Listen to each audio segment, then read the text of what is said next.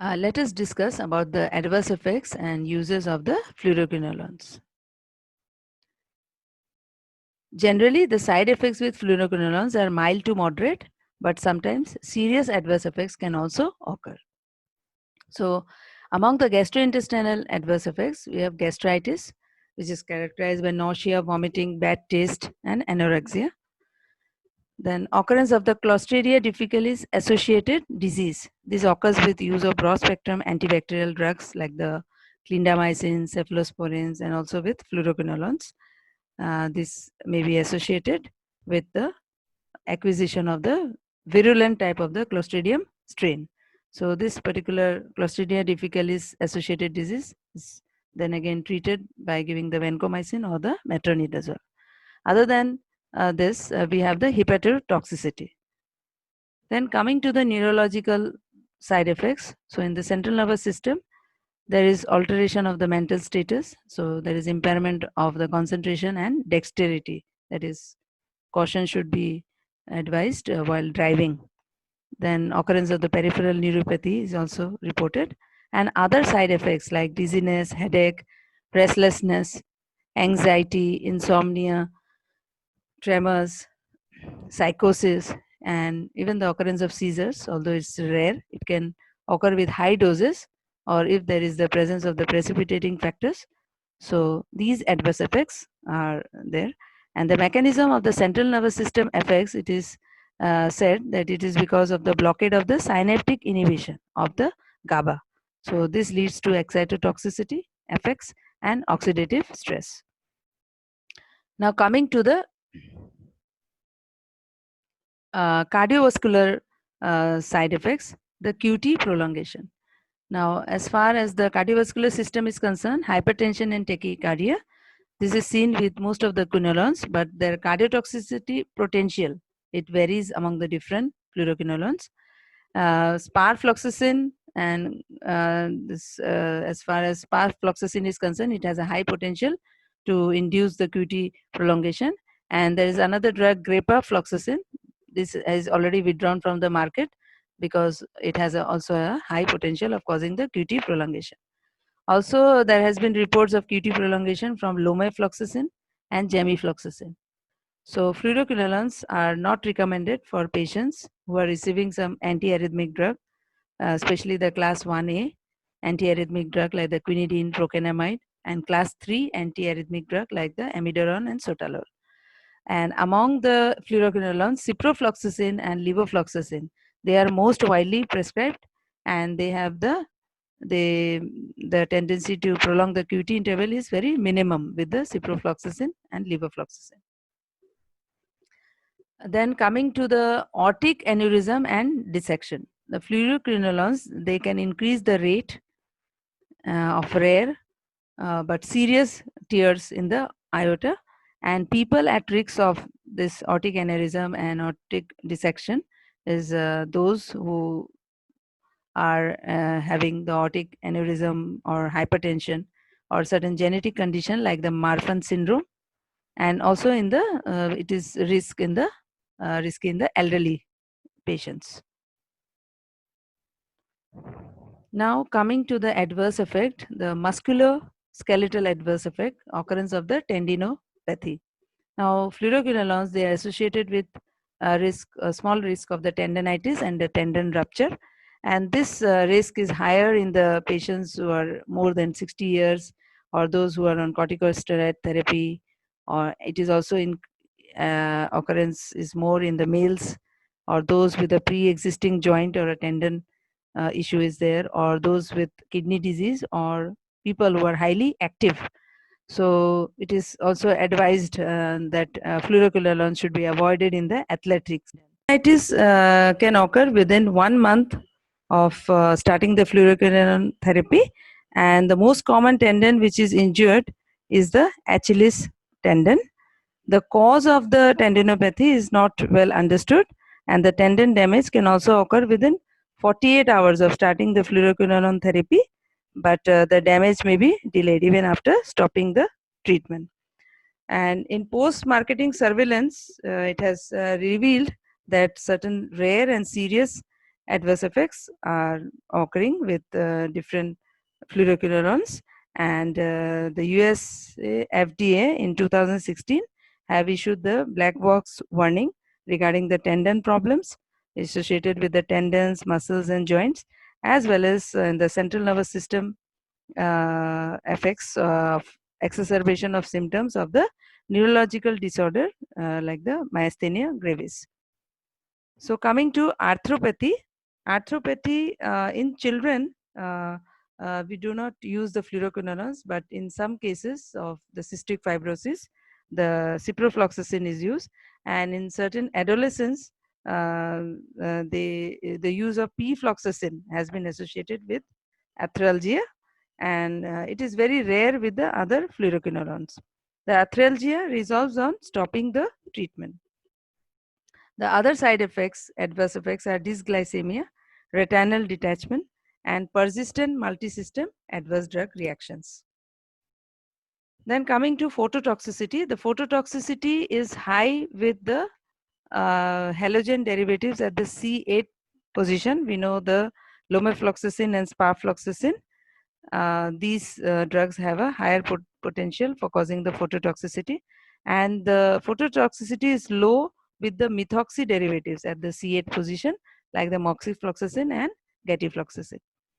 Then the hypersensitivity reactions, they are less frequent, but they occur in 0.5 to 1.5% of the cases, and it is characterized by rashes, pruritus, urticaria, and swelling of the lips. Coming to the drug interactions, food and antacids, sucralfate, iron salts, zinc, and calcium, if they are given together, they can reduce the absorption of the fluoroquinolones. Then as far as enzyme inhibition is concerned, we have seen the ciprofloxacin. Because of the enzyme inhibition, it causes increase in the serum concentration of the theophylline, porphyrin, caffeine, and it can lead to the toxicity. CNS toxicity can occur with the theophylline given along with the fluoroquinolone. The ufloxacin also drug interactions are less marked, whereas the second generation fluoroquinolones, they do not interact with the warfarin and theophylline. And as far as non-steroidal anti-inflammatory drugs are concerned, NSAIDs, they can increase the CNS toxicity, and seizures are reported. Coming to the contraindications of the fluoroquinolones, these are not recommended in people with epilepsy, Marfan syndrome, Ehlers-Danlos syndrome, QT prolongation, and CNS inflammation or stroke. They are also avoided in the athletic population. As far as pregnancy and children are concerned, it is not an absolute contraindication, and if the use is justified, it can still be given. So in pregnancy, if there is a severe infection and the other antibiotics are not an option, so that in such cases, it can be still given. Then in children, due to the risks of the damage to the musculoskeletal system, they are contraindicated. But fluoroquinolones are approved for use in children in a very limited circumstances, like in treating the pseudomonal infection in cystic fibrosis and is in the inhalant anthrax. Also, the fluoroquinolones are used in children. It is appropriate when the parenteral administration of drug is required and oral therapy is preferred. So in that cases, the fluoroquinolones can be given. Also, if the infection is due to the multi-drug resistant bacteria, then the fluoroquinolones can be given. And last but not the least, the hypersensitivity to the fluoroquinolones. If the fluoroquinolone, it should not be given to the people who are having known hypersensitivity to the drug. So coming to the uses of the fluoroquinolones. The fluoroquinolones are very effective drug against broad range of the infections because they have a wide spectrum action. They have bactericidal action, they have good efficacy and good tolerability. So they are extensively used for empirical therapy of many of the infections and moderate to severe infection. They are not to be used in minor cases where only the gram-positive or the anaerobes are the primary causative organism. In severe infections, the therapy can be initiated by the IV infusion and then it can be switched over to the oral route. Now, urinary tract infection, the fluoroquinolones high cure rate is achieved in the complicated cases and those with the indwelling catheters or having the prostatitis. And the ciprofloxacin is most active drug against the pseudomonas as compared to the other fluoroquinolones. In sexually transmitted disease like gonorrhea, a single dose therapy of ciprofloxacin 500 milligram is effective, and it is gonorrhea which is caused by the non-penicillinase producing gonorrhea or the penicillinase producing Neisseria gonorrhea. Other drugs like cefixime, ceftriaxone, they are also effective against this. Chlamydia trachomatis, 1 week treatment with levofloxacin, ofloxacin is effective. The other drugs used for the chlamydia trachomatis is the doxycycline or the azithromycin. Then for chancroid, due to H decree, the ceftriaxone, azithromycin, they are preferred. And ciprofloxacin is a second line alternative. It can be given as a 3 days therapy with the 500 milligram twice daily. Then coming to bacterial gastroenteritis, ciprofloxacin is used for the empirical therapy of diarrhea, and it is reserved for the moderate to severe cases. It can also reduce the stool volume in cholera. Coming to typhoid, the ceftriaxone or cefiperazone, these cephalosporin, they are the most commonly used drugs for typhoid. And in cases of the women, the pregnant women and the children, fluoroquinolones are contraindicated. So in these cases also, the cephalosporins are more preferred. Azithromycin is a second line drug for the multi-drug resistant typhoid. And ciprofloxacin is also equally efficacious alternative for the typhoid, like ufloxacin, levofloxacin, they are also useful. And the fluoroquinolones, they have a bactericidal action and they produce quick relief of the symptoms, as well as they also prevent the typhoid carriers. And the other drugs like ampicillin and cotrimoxazole, these were used earlier, but now they are unreliable because of the development of resistance. Then coming to bone, joint, soft tissue, gynecological infections, wound infections, dental infections, which are caused by the resistant staphylococcus and the gram-negative bacteria, the ciprofloxacin is very effective. It is also a good drug for the diabetic foot, along with the metronidazole or clindamycin. And high cure rates are also achieved in osteomyelitis, where it is used for a longer period of time, for 6 to 8 weeks, and with high doses are used. In periodontitis, it is used to cover the anaerobes along with the metronidazole. Then coming to the respiratory infections like atypical pneumonia, which is caused by Mycoplasma, Legionella, or this H. influenzae and chlamydia. The second generation fluoroquinolones are very useful, like levofloxacin, moxifloxacin, gemifloxacin. They are used to treat the pneumonias and the chronic bronchitis. And as far as anthrax is concerned, ciprofloxacin is the drug of choice. The USA FDA has also approved the use of ciprofloxacin for post-exposure treatment of the inhalation anthrax, which may occur due to the bioterrorism. Then mycobacterial infections like tuberculosis, moxifloxacin, levofloxacin among the second generation, and ciprofloxacin, ufloxacin, the first generation fluoroquinolones, they are used as second line drugs for the tuberculosis. They are used as a component of the combination regime against the multi-drug resistant tuberculosis. And as far as MAC infections are concerned, ciprofloxacin is the most active fluoroquinolone against the Mycobacterium avium complex infection. And also levofloxacin, moxifloxacin are also effective against the MAC infections, along with the clarithromycin, rifabutin, and amikacin. As far as leprosy is concerned, p-floxacin, ufloxacin, and also the moxifloxacin, they are effective. Gram-negative septicemia, the parenteral ciprofloxacin along with the third generation cephalosporin or the aminoglycoside, they are useful. In meningitis, the penetration in the CSF is not very good, but there are ciprofloxacin is used for gram-negative meningitis occurring in the immunocompromised patients, and it is also it can be used to cure the meningococcal carrier state. And p-floxacin, we know that it has a very good penetration into the CSF, and it is having greater penetration as compared to other fluoroquinolones, and it is useful for the meningeal infections. Then prophylaxis for infection in the neutropenic patient, as well as prophylaxis for in patients who are on anti-cancer drug therapy, and these anti-cancer drugs have induced the granulocytopenia. So fluoroquinolones are useful as a prophylactic treatment against this category of the patients.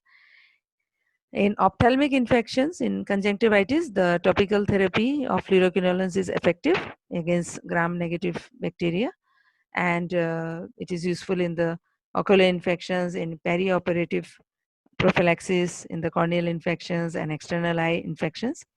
The topical preparations, these are safe, they have excellent penetration, they have longer duration of concentration, as well as they have broad spectrum action against the not only the gram negative but also gram positive and intracellular organism like the chlamydia, mycoplasma and the mycobacteria.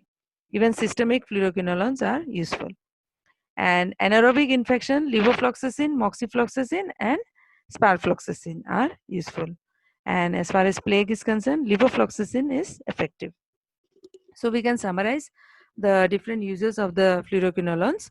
That fluoroquinolones, they are very useful for the genitourinary infections, for treating the hospital acquired infections which are associated with the urinary catheters, then community acquired infections where other antibiotic regimens have failed.